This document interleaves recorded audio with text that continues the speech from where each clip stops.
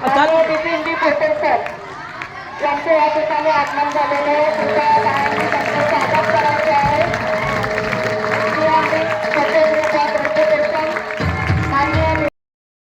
जरी मतदानाचा अधिकार नसला तरी आम्ही आई वडील आजी आजोबा काका काकी तसेच शेजारी पाजारी अशा सर्व लोकांना मतदान करण्यासाठी त्यांना प्रवृत्त करू.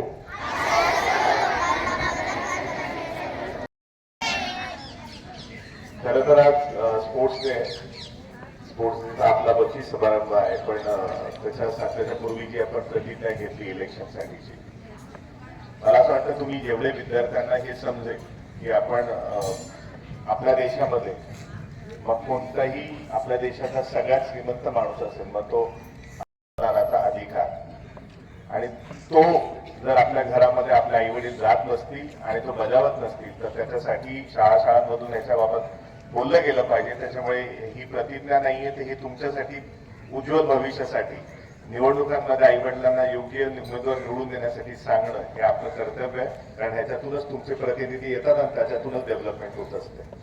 कारण स्पोर्ट्स डेच्या मध्ये आपण बक्षीस बघतोय, लांब उडी, उंच उडी, क्रिकेट, कबड्डी, हे सगळे स्पोर्ट्स आपल्याला काही ना काही शिकवत असतात. लांब उडी घेताना 2 पावलं मागे जातो तेव्हाच आपण लांब उडी घेतो. तसंच आयुष्यात कधी कधी आपण मागे येतो पण त्यांनीच आपण परत पुढे जाणार असतो, कारण आपण पुढची उडी घेण्याची तयारी करत असतो.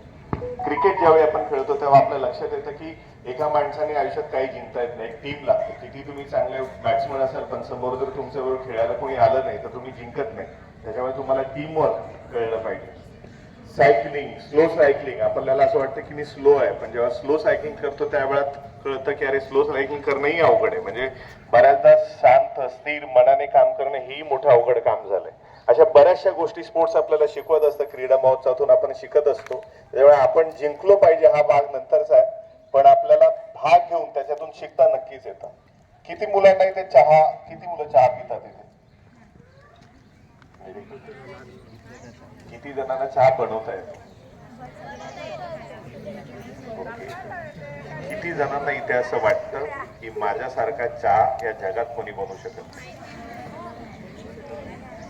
आता संख्या कमी झाली, फार कमी हात वर आहेत. तर असं ज्या वेळात आपल्याला वाटतं की कोणती गोष्ट ही एकदा मिळाल्यानंतर त्याच्यातला आनंद हा बनवण्यामध्ये असतो, ती मिळवण्यामध्ये नसतो. तुम्हाला बऱ्याचदा म्हणजे मला असं 2016ला मी माझ्या आयुष्यातली जेव्हा खूप चांगली गाडी घेतली आणि मला असं वाटलं की मला खूप आनंद होईल, त्याच्यानंतर माझ्या लक्षात आलं की ती गाडी मिळवण्यात मला आनंद कधीच नव्हता, कारण तो दुसऱ्या दिवशी संपतो. ती मिळवण्यासाठी जे आपण प्रयत्न करतो ना त्या प्रयत्नांमध्ये आनंद असतो. त्यामुळे बऱ्याचदा तुम्ही एखादी गोष्ट पाहिजे म्हणून ज्यावेळी पळत असता त्याची मिळाल्यानंतर कळतं की अरे ते मिळवण्याकरता जो प्रयत्न होता त्याच्यात खरा आनंद आहे. त्याच्यामुळे तो आनंद तुम्हाला नेहमी मिळत जाईल जर तुम्ही ते आनंदाने तुमचा विचार असेल की नाही मला आनंद घ्यायचा आहे ह्या प्रोसेसमध्ये. बऱ्याचदा तुम्हाला इथे जर मी विचारलं कोणता ब्रँड आवडतो तुम्हाला, ब्रँड कोणता आवडतो कोणत्याही गोष्टीचा, कोणत्याही कपड्यांमध्ये, खाण्यामध्ये? प्युमा. बरं, अजून मोबाईल मध्ये सॅमसंग. ओके, अजून आयफोन. बरं, म्हणजे मी बऱ्याच विद्यार्थ्यांना लोकांना विचारतो तुम्हाला कोणता ब्रँड आवडतो, लोक सांगतात प्युमा आवडतो, ऍपल आवडतो. मी त्यांना असा प्रश्न विचारतो तुम्ही असं का नाही म्हणत, मी स्वतः एक ब्रँड आणि मी स्वतःला आवडतो. त्याच्यामुळे ज्या वेळेस तुम्हाला असं वाटतं की आयुष्यात जगातला कोणता ब्रँड महत्वाचा असेल तर तो तुम्ही स्वतः, ज्या दिवशी तुम्हाला स्वतःला वाटेल की मी एक ब्रँड आहे आणि मला स्वतःला मी आवडतो त्या दिवशी तुमची प्रगती कोणीच नाही थांबवणार. त्याच्यामुळे आपण Gule sir, Satpute sir, Waman sir, माझे सगळे सहकारी सांगतात आपण मराठी भाषेतून आपण शाळा शिकतोय, मातृभाषेतून शिक्षण घेतो. त्याच्यामुळे ह्याची इतकी ताकद जगात कोणत्याच शिक्षणामध्ये नाहीये.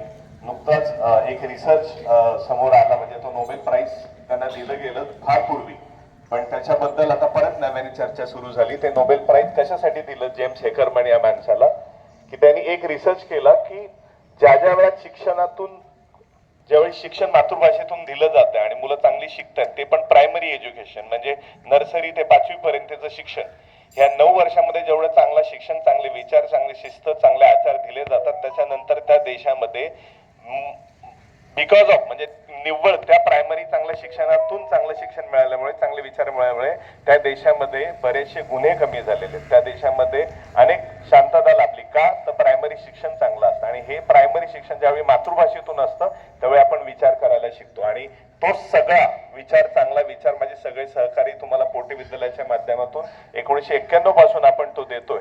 आणि बऱ्याच जणांना असं वाटतं की शाळेतून प्रायमरी एज्युकेशन काय होतं, तर माणूस विचार करायला शिकतो, चांगली शिस्त त्याला लाभते, त्याच्यानंतर बऱ्याचशा त्याच्या पुढच्या आयुष्यामध्ये त्याची एक स्वतःची बघण्याची जी स्वतःकडे एक विचार असतो, स्वतःकडे बघण्याचा, तो पण डेव्हलप झालेला असतो. माझे सहकारी तो अनेक वर्ष करतात. पोटे विद्यालय नेहमी या गोष्टींमध्ये पुढे आहे. विज्ञानचं बक्षीस आपल्याला मिळालंय. CRC मध्ये शाळा असतात, त्याच्यातून मला घुले सरांनी त्याही दिवशी फोटो पाठवला. आनंदाची गोष्ट, असे उपक्रम व्हायला पाहिजेत. ज्या मुलांना बक्षीस मिळालं, उत्कृष्ट तुम्ही काम केलं, शाळेचं नाव मोठं केलं, असंच नाव मोठं करत राहा. आणि विज्ञान म्हणजे जी राष्ट्र, जे देश विज्ञानाच्या विचारांवर मोठे झालेत, ते पुढे गेलेत. धर्मावर आधारित कोणताच देश पुढे जात नाही. त्याच्यामुळे विज्ञानिस्थित विचार हे नेहमी देशाला पुढे घेऊन जातात. क्षेत्र कोणतेही असो. एक छोटी गोष्ट सांगेल आणि थांबेल. बऱ्याचदा मला मुलं किंवा लोक असं भेटतात की मला ना, मी विसरलो, पेन विसरलो, घड्याळ विसरलो. म्हणजे पेन तर खूप लोक विसरतात. मी त्यांना म्हणतो, जर तुम्ही मॉन्ट ब्लँकचा 1 लाखाचा पेन घेतला तर विसरणार का? तो उत्तर असतं नाही. म्हणजे जे महाग आहे ते मी विसरत नाही. माझं स्वतःचं आयुष्य पण तेवढंच महाग आहे. माझे स्वतःच्या आयुष्यातले गोल पण तेवढेच महाग आहेत. ते नाही विसरता आपल्याला यायला पाहिजे. त्याच्यामुळे मी शाळेत काय येतो, तर मी शाळेमध्ये परीक्षा द्यायला येत नाही, तर मी स्वतःला घडवायला येतो. मी स्वतः एक ब्रँड बनणार आहे. आणि मला माझं आयुष्य अत्यंत महत्वाचं आहे. आणि मग ते असं महत्वाचं आयुष्य ज्या वेळामध्ये आपण कितीही कशामध्ये फोनमध्ये असलो तरी विसरताना काम आहे की माझं आयुष्य अत्यंत महत्वाचं आहे. त्याच्यामुळे माझा वेळ कुठे जातो हे मला विचार करायला पाहिजे. म्हणजे आजपासून फार नाही, 40 वर्षापूर्वी अत्यंत गरीब घरात एक मुलगा जन्माला आला. खूपच गरीब. म्हणजे किती गरीब असावं माणसाने, किती गरीब असावं, तर 2 वेळेचा खाण्यासाठी मुंबईला स्टेशनच्या बाहेर भीक मागायला त्याला लागायचे. कारण वडीलही काही करायचे नाही. त्याच्यामुळे कुठून तरी आले, बिहार साईडनी कुठून आले, मुंबईत भीक मागायला लागला हा मुलगा. पण मला असं वाटतं, जर कोणी इथून पुढे म्हणजे तुमच्या आयुष्यामध्ये मी ह्या शाळेत शिकलो, मी मातृभाषेत शिकलो, किंवा मी चाळीत राहतो, किंवा मी इथे राहतो म्हणून रडत असाल, तर ही गोष्ट तुमच्यासाठी.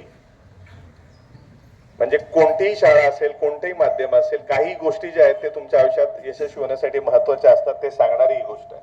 म्हणजे हा छोटा मुलगा लक्षात आला की आपल्याला काही नाही शिकता आलं, काय नाही, त्यांनी कोणतं काम केलं. आत्ता म्हणजे मला ही न्यूज वाचल्यानंतर मला वैयक्तिक विचारायला तर माझं डोकं फिरलं की असंही होतं, मग आपण का रडतो. पहिल्या पेजवर आलेली बातमी 2-3 वर्षापूर्वी. हा मुलगा भीक मागायला लागला. 1 वर्ष भीक, 2 वर्ष भीक, 3 वर्ष भीक, 10 वर्ष, 20 वर्ष भीक मागितल्यानंतर तो आपल्या देशातला सर्वात रिचेस्ट भिकारी झाला. भरत जैन त्याचं नाव. रिचेस्ट किती, तर मुंबईत 3 करोडचं घर घेतलं आणि ठाण्यामध्ये प्रॉपर्टी घेतली, जी महिन्याला त्याला 60,000 भाडं देतं, फक्त भीक मागून. मला असं वाटतं की ह्याला जर एखादा माणूस सातत्य भीक मागण्यात जरी ठेवतो ना, तर तो यशस्वी होतो. तुम्ही चांगलं काम केल्यानंतर का नाही यशस्वी होणार? सातत्य पाहिजे आपल्या कामांमध्ये. आणि ते सातत्य जर असेल तर जगात कोणीही आपल्याला यशस्वी होण्यापासून थांबवू शकत नाही. कारण कितीही तुम्ही हुशार असाल, पण जर तुमच्याकडे consistency can beat any intelligence असं म्हणतात. म्हणजे जर तुमच्याकडे कन्सिस्टन्सी असेल, ते कोणत्याही जगातल्या इंटेलिजन्स माणसाला तुम्ही हरवू शकता. फक्त सातत्य पाहिजे, ते उत्तमोत्तम करण्याचं, एक्सेलन्स करण्याचं. सातत्याने तो विचार पाहिजे की मी असा ज्या वर्षी होतो त्यापेक्षा पुढच्या वर्षी कसा काय चांगला होईल. कॉम्पिटिशन हे माझं लोकांबरोबर नाहीये, तर स्वतः बरोबर आहे. त्याच्यामुळे भरत जैन हा जर आपल्या मुंबईचा सर्वात एशियातला यशस्वी भिकारी, त्याला विचारलं गेलं म्हणजे तू कसं काय बरं तू हे एवढं महागाचं घर घेतलं, तर म्हणला 2च गोष्टी. म्हणजे लोक ज्या मंदिरात जातात त्या मंदिरातला देव कदाचित मंदिरात जाणाऱ्या लोकांना देत नाही, पण त्याच्या बाहेर जो भिकारी ऊन, पाऊस, दिवस, रात्र, सण, सूद कोणतंही न करता तिथे सातत्याने उभे देव त्यालाही द्यायला बसलाय. म्हणजे तुमचं यश हे त्याच्याकडे नाही येतं, त्या प्रोसेसमध्ये की तुम्ही किती सातत्याने. त्याने सांगितलं गेली 25 वर्ष मी 18 तास भीक मागतोय. मी विचार करतोय की कोणत्या वेळी मला जास्त भीक मिळेल, कोणत्या स्पॉटला मला जास्त भीक मिळेल, कोणत्या वेळी लोक खुश असतील त्यावेळी मला देतील. आणि मिळालेले पैसे जर मला 1 रुपयाचा असायचा तर मी 40 पैसे पोटाला चिमटा काढून सेव्हिंग करत राहिलो आणि मी यशस्वी झालो. म्हणजे तुम्ही जर मला असं वाटतं की किती कोणी रडलं की मी इथे राहतो मी तिथे राहतो, तर एक गोष्ट लक्षात राहिली पाहिजे की मी जर सातत्याने चांगला विचार करत असेल, सातत्याने चांगलं काम करत असेल, सातत्याने मी स्मार्ट वर्क करत असेल, तर तुम्हाला यशस्वी होण्यापासून कोणी थांबवू शकत नाही. शाळा, लोक हे सगळं माध्यम असतं. त्या माध्यमातून काय घ्यायचं तर स्वतःला घडवण्याचे विचार, ते सगळे आम्ही सहकारी तुम्हाला सातत्याने देत असतो. त्याच्यामुळे स्पोर्ट्स डेच्या माध्यमातून एन्श्योर करा की ज्या ज्या वेळेमध्ये स्पोर्ट्स याची मी भाग घेईल, कारण जिंकण्यासाठी नाही तर स्वतःला घडवण्यासाठी.